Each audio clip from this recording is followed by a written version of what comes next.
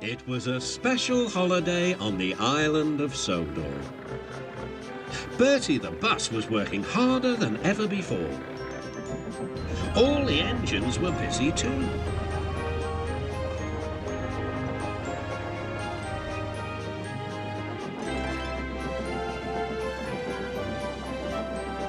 Duck was waiting for his next journey.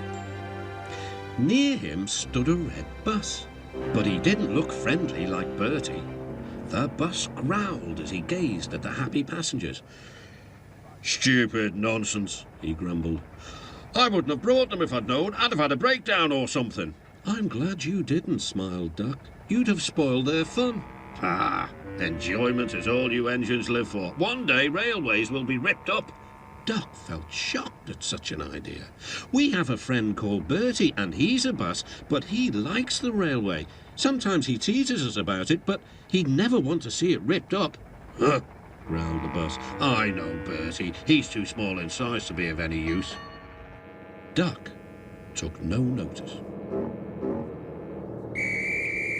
"That bus is silly," he thought as he steamed away. At the junction, Duck told Oliver all about him. "I call him Bulgy," chuckled Oliver. Then he puffed happily away.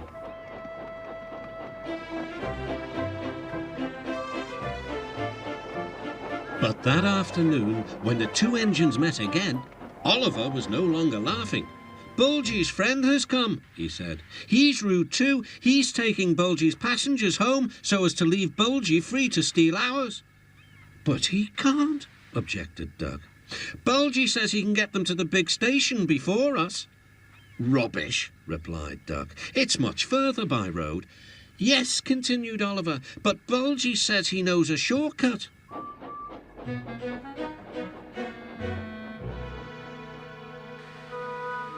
That evening, the engines were preparing for the homeward rush.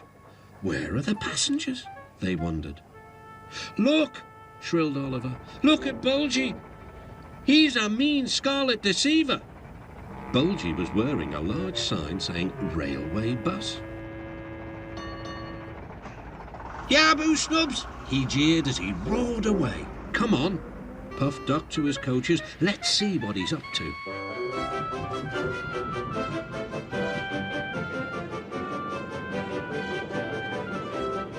Duck wanted to pay Bulgy out, but he wasn't sure how.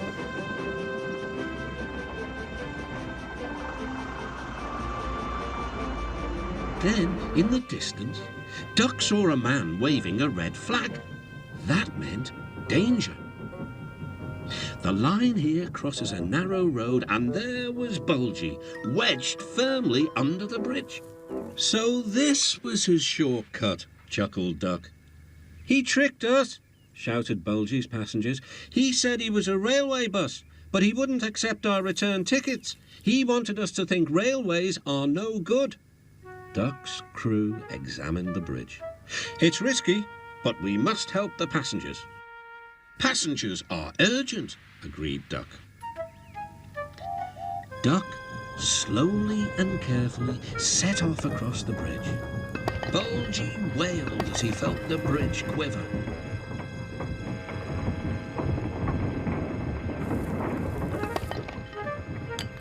"Stop!" he shouted. "It might fall on me." "That would serve you right for telling lies," said Duck. But the bridge didn't collapse. Duck made good time, and all the passengers caught their trains. The bridge is now mended, but not, unfortunately, Bulgy and his ways.